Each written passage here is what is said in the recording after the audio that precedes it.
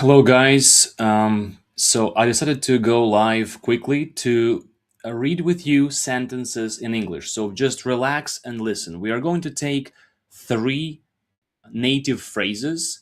I will read the phrase, explain what it means, and then read a lot of examples for you to practice your listening and to understand more about this particular phrase. So, our three phrases for today will be on foot, and that's a two level phrase. Then, somewhat, just the adverb somewhat, and that's a C1 level phrase. And the phrase give or take, it's an idiom in English, so we'll read more examples with that idiom. So let's start with the first one, on foot. On foot, it's a phrase, as I said, it's A2 level, and it basically means walking. So let's start with a few examples here in Cambridge Dictionary, and then I will use a special resource to give you even more examples, all right? So, are you going by bicycle or on foot? Great example. He got out of his car and fled on foot, basically walking, right? It's a small town with limited parking, so best explored on foot. A police officer patrolling on foot witnessed the incident. It means he was just walking. The two men climbed over the wall and escaped on foot. She had to make the long trek on foot. So, as you can see, because it's a phrase, it never changes. It's always going to be on foot. Now, I'm going to use this website called scale.sketchengine.eu to provide you even more examples. Let's read some more. The suspects left running away on foot. Getting around on foot is therefore very practical. I hope I'm not going too fast. Just relax and listen to more examples with the phrase on foot. These men approached the colony on foot. Behind him, on foot, were four young settlers. The activity is carried out on foot. Have already explored the city center extensively on foot. He was on foot following this kid. Guys, if you are watching right now, try to repeat along and read after me. I will try to highlight the sentence I'm reading right now. Groups on foot without motorized vehicles may take part. These examples are taken from like many sentences found online. A routine must always start and finish on feet. Not a typical example, but also possible. They had to follow on foot during campaigns. He took the mail route on foot many times. Tours are on foot and include some stairs. Moving through the marsh on foot was hard work. Many of our favorite places are best traversed on foot. And the last one, the stronger men and the youth journeyed on foot. Great. Now, next phrase, let me close this too. Next phrase is somewhat. Somewhat is an adverb, and as you see here, Cambridge says that it's a formal word. Somewhat. Somewhat. Somewhat. C1 level, and it means to some degree. Okay, let's read a few examples here.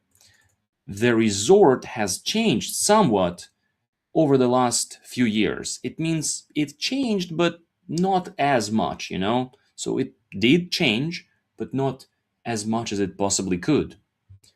She's somewhat more confident than she used to be. Okay. We were somewhat tired after our long walk. A bit tired, to some degree, right? To some extent. That's another great phrase to use. To some extent, yeah? You could even replace it. The resort has changed to some extent over the last few years. Now, somewhat is an adverb. Let's read a bit more examples with the word somewhat. The whole situation is somewhat absurd, though. Absurd, though. It means academia is still somewhat functional. A compression somewhat below 14 letters is more accurate. As you can see, some of these examples are maybe the best because the website kind of like pulls all the possible examples with this word, so you have to be selective a bit, you know. The 2008 changes were somewhat more complicated. The periods between jumps become somewhat lengthy. To some extent, lengthy, right? The rolling scissors maneuver is somewhat different.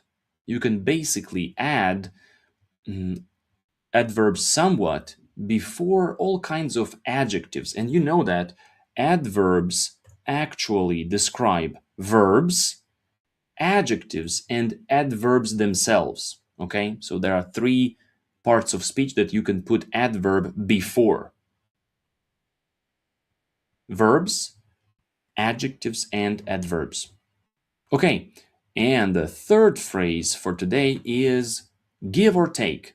Now, give or take is an idiom and it means possibly a little more or less than the amount or time mentioned. Let's read that.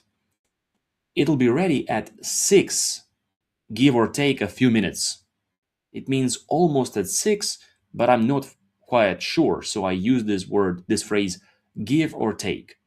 It cost £200, give or take. I am not sure.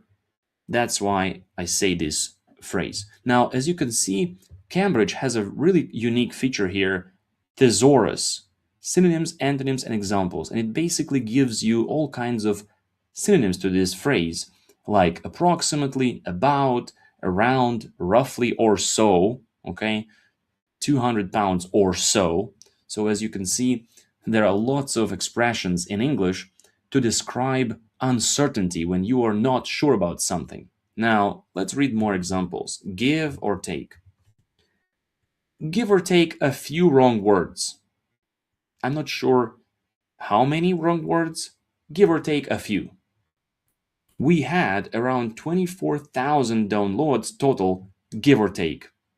Usually, as you can see, it's either in the beginning or at the end of the sentence, because we state something like a number and then we say, approximately, you know, roughly. Give or take 100,000 in each case. The water bulb costs about $30, give or take. Then try to avoid this kind of phrases because obviously that is not the phrase we want. This idiom doesn't change, so it's always going to be give or take. So some more examples here. Human brains have 86 billion neurons, give or take, approximately, because nobody can say for sure, right, to the exact amount. And a couple more.